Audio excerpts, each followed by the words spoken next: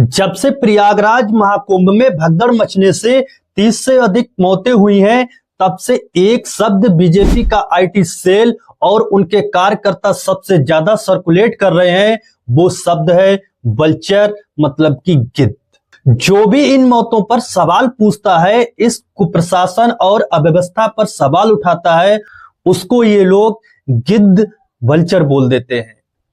इन लोगों का मानना है कि सरकार से आप सवाल नहीं पूछ सकते हैं। अगर आपने सरकार से सवाल पूछा, इस अव्यवस्था पर सवाल पूछा, इन मौतों पर सवाल पूछा, तो इसका मतलब है आप वल्चर हैं, गिद्ध हैं। मतलब आप सबों में से भी कुछ ढूंढ रहे हैं। तो जय हिंद साथियों, मैं विक्रम सिंह स्वागत करता हूं आपका अपने इस YouTube चैनल पर। अगर आप चैनल पर नए आए हैं तो चैनल को सब्सक्राइब कीजिए और वीडियो अगर अच्छा लगे तो वीडियो को लाइक और शेयर कीजिए। आज के वीडियो में हम पड़ताल करेंगे हु इज रियल वल्चर, मतलब कि असली गिद्ध कौन है। इसको समझने के लिए आपको वीडियो के अंत तक बने रहना होगा। तो सबसे पहले बात करते हैं कैसे 1954 में हुई मौतों पर 2019 के लोकसभा चुनाव के समय राजनीति की गई। मेरे उत्तर प्रदेश के लोगों, ये खबर सुन के आज आपको भी धक्का लगेगा। पंडित नेहरू जब आए थे, अव्यवस्था के कारण यहां भगदड़ मच गई थी। कुंभ के मेले में हजारों लोग मारे गए थे, कुचल करके मारे गए थे। अब आप लोग तय कीजिए कि इनमें असली वंचर कौन है। 1954 में जो भगदड़ मची थी कुंभ में, उसके ऊपर राजनीति करके 2019 के लोकसभा के चुनाव से पहले वोट मांगे गए। क्या ये वंचर नहीं है? क्योंकि इन्होंने तो 1954 के सबों पर भी राजनीति कर ली। हम ये नहीं कह रहे हैं कि जो उस समय हुआ था वो सही था। मेरा बिल्कुल भी ऐसा मानना नहीं है। उस समय भी जो हुआ था वो अव्यवस्था और प्रशासन की वजह से हुआ था। उस समय एक वीआईपी थे पंडित जवाहरलाल नेहरू, और इस समय ये जो घटना घटी है वो भी अव्यवस्था और कुप्रशासन की वजह से हुई है। उस समय एक वीआईपी थे, इस समय तो हजारों वीवीआईपी है। अब तो वीआईपी छोड़िए, बीजेपी की सरकार में, इस सरकार में वीवीआईपी लोग हैं। इन वीवीआईपी में नेता अभिनेता से लेकर उद्योगपति सब शामिल हैं। केवल मरने के लिए किसको छोड़ दिया गया? आम जनता को, जिसने इनको ये सब बनाया है। अब आप लोग तय कीजिए इसमें आपको वल्चर कौन दिखा। अब आप लोग ये दूसरा वीडियो देखिए। आप सभी को जानकारी है कि महाकुंभ के अवसर पर स्नान करने के लिए जो तीर्थ यात्री गए थे, सरकार के द्वारा व्यवस्था ठीक न होने के कारण किस तरीके से रेलवे स्टेशन के ऊपर उनकी जाने गई हैं, सारे देश ने इसे हृदय विदारक दृश्य को देखा है। एक तरफ तो सरकार महाकुंभ के पहले ही रेल का भाड़ा बढ़ा देती है, किराया भी बढ़ा देती है, लेकिन सरकार को जब इतना बड़ा आयोजन हो रहा है, इतना बड़ा संगम हो रहा है, तो जिस प्रकार की व्यवस्था करनी चाहिए यह सरकार व्यवस्था नहीं कर पा रही है। उसी के परिणाम स्वरूप महाकुंभ के अवसर पर हमारे ऐसे कई तीर्थ यात्री हताहत हुए। ये वीडियो है 2013 का, जब आज का प्रयागराज उस समय का इलाहाबाद हुआ करता था, और ये नेताजी आज के रक्षा मंत्री और उस समय बीजेपी के अध्यक्ष थे। 2013 में कुंभ का आयोजन प्रयागराज में ही हो रहा था, और उस समय राज्य में सरकार थी समाजवादी पार्टी की और केंद्र में कांग्रेस की सरकार थी। उस समय प्रयागराज रेलवे स्टेशन पर भगदड़ मचने से 36 मौतें हुई थी। उस समय बीजेपी विपक्ष में थी। जो बयान राजनाथ सिंह जी ने दिया है, क्या राजनाथ सिंह जी वंचर, गिद्ध हुए? ये सवाल हमारा है उन बीजेपी के आईटी सेल के कार्यकर्ताओं से, जो आज के विपक्ष को, आज के लोगों को इस अव्यवस्था पर सवाल पूछने से वल्चर, गिद्ध बोल रहे हैं।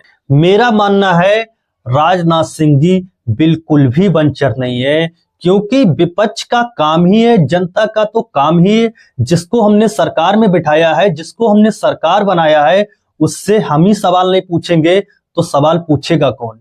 ये कोई राजशाही नहीं है जो अपने मन से जो चाहा वो कर लिया। ये लोकतंत्र है। लोकतंत्र में हम लोगों ने ही आपको बनाया है। सरकार जनता की चुनी हुई है तो सवाल पूछने का अधिकार भी जनता को जरूर है। अब आप लोग ये तीसरा वीडियो देखिए। ये वीडियो है TV9 भारतवर्ष के रिपोर्टर का। मोतीलाल नेहरू मेडिकल कॉलेज के अंदर खड़े हैं, उस परिसर के अंदर, और कुछ पुलिसकर्मी, स्वास्थ्य विभाग के कर्मचारी आपको नजर आएंगे। और यहां एक लिस्ट लगाई गई है। ये देखिए, ये 24 मृतकों की लिस्ट है। 30 लोगों का आंकड़ा सरकार के द्वारा जारी कर दिया गया है। 1 2 3 4 5 6 7 8 9 10 11 12 13। हाथ क्यों पकड़ रहे हैं आप? हाथ क्यों? धक्का क्यों देंगे? धक्का क्यों देंगे? अरे इधर दिखाओ, जरा इधर दिखाओ कैमरा। अरे कैमरे में हाथ क्यों लगाओ? कैमरे में आप हाथ लगाएंगे कैसे? कैसे ये कोई पाकिस्तान है क्या? ये पाकिस्तान है क्या?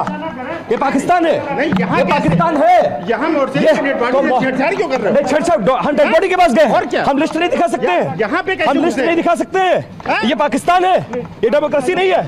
छिपा रहे हो, आंकड़ों को छिपा रहे हो, शर्म नहीं आती है? आश्रम को आंकड़ों को छिपा रहे, हाथ पकड़ रहे मेरा, हाथ पकड़ो, कैमरे में हाथ मांग रहे हो। अपना परिचय बताइए, अपना परिचय बताइए। अरेस्ट करिए मुझे अरेस्ट करिए, दरोगा नहीं मुझे। ये है TV9 भारतवर्ष के रिपोर्टर विपिन चौबे, जिन्होंने मोतीलाल नेहरू मेडिकल कॉलेज में जाकर वहां पर जो मौतें हुई हैं उस लिस्ट को सिर्फ पढ़ा था। मात्र लिस्ट पढ़ने से ये प्रशासन के अधिकारी किस तरह से बौखला जा रहे हैं, जरूर दाल में कुछ काला है, ये जरूर मौतों का आंकड़ा छिपा रहे हैं। असली गिद्ध तो ये अधिकारी हैं, और ये अधिकारी जिन लोगों के लिए सच छुपा रहे हैं वो असली वंचर हैं, क्योंकि ये लोग गिद्ध की तरह सबों को बिल्कुल साफ करने में लगे हैं। इनका सीधा उद्देश्य है जितनी मौतें हुई हैं उनका सही से आंकड़ा ना देकर उसको छुपाया जाए, क्योंकि दैनिक भास्कर जो प्रसारित कर रहा है उसके अनुसार 1500 से अधिक लोग अभी लापता हैं। अब आप लोग ये वीडियो देखिए।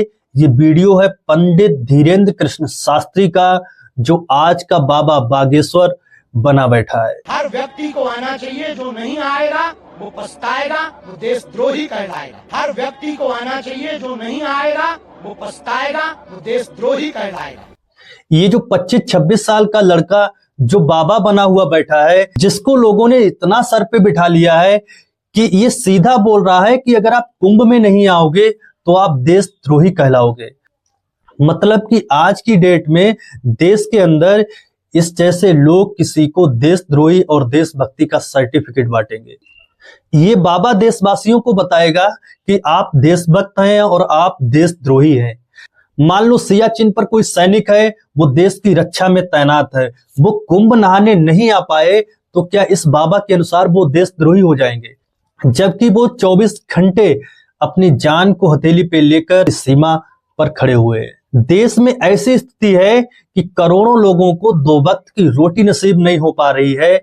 अगर ये गरीब वहां कुंभ में नहीं जा पाएंगे 2, 4, 5 हजार रुपए खर्च करके, तो क्या ये गरीब देशद्रोही हो जाएंगे?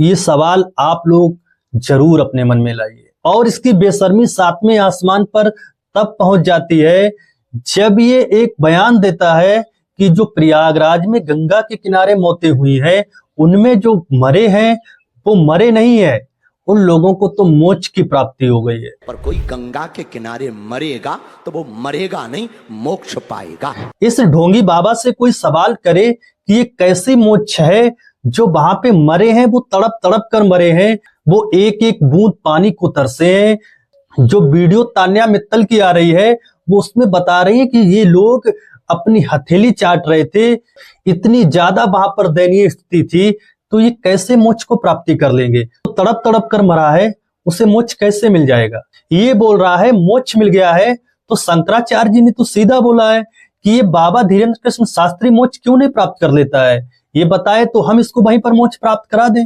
ये अपना शरीर त्याग दे वहीं पर गंगा के किनारे, लेकिन ये ऐसा नहीं करेगा, क्योंकि इसको भी पता है कि इस तरह से मोक्ष नहीं प्राप्त होगा। अगर असली वंचर देखा जाए तो कोई है तो ये बाबा धीरेन्द्र कृष्ण शास्त्री और इसके जैसे लोग हैं, जो सरकारों की चाटुकारिता करते करते इतने ज्यादा गिर गए हैं कि इनके लिए जो मौतें हुई हैं, जिनके परिवार से कोई ना कोई मरा है, उनके लिए इसकी कोई संवेदना नहीं है। ये इस चीज को बचाने में लगा है कि किसी तरह से सरकार की छवि बच जाए, किसी तरह से जो ये इस समय माहौल बना है सरकार के खिलाफ, क्योंकि सरकार ने जो अव्यवस्था फैलाई है, जो कुप्रशासन इतना रचा है, ये सोच रहा है कि सरकार की पोल ना खुल जाए, क्योंकि इसके ऊपर जो हाथ है वो राज्य सरकार और केंद्र सरकार का ही है, जिसकी वजह से ये ऐसे बयान दे पा रहा है। ये हमेशा हिंदू मुस्लिम करने के अलावा इसको कुछ आता ही नहीं है। इसने ही बोला था कि कुंभ में मुसलमानों का क्या काम है। आज अगर प्रयागराज में देखा जाए तो बहुत से ऐसे मुस्लिम हैं जिन्होंने अपने हिंदुओं के लिए वहां पर अपने दरवाजे खोल रखे, उनके लिए खाने पीने की व्यवस्था कर रहे हैं। ये कोई धीरेन्द्र शास्त्री वहां पे नहीं कर रहा है, क्योंकि ये जो आपस का भाईचारा है ये लोगों के अंदर अभी भी जिंदा है। सच तो ये है, ये देश भावुकता प्रदान है। यहाँ के लोग बहुत जल्दी भावुक हो जाते हैं, खासकर धर्म के मामले में। इसीलिए तो 1954 से लेकर 2025 तक कुछ भी नहीं बदला।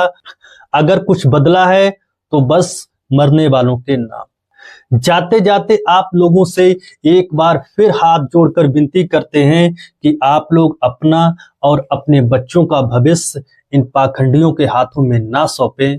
आप लोग धर्म को मानिए, धर्म के ठेकेदारों को नहीं, जो आपकी जान की कीमत को ही ना समझें, आपकी मौत को ही दूसरा एंगल देकर उसको मोच से जोड़ दें।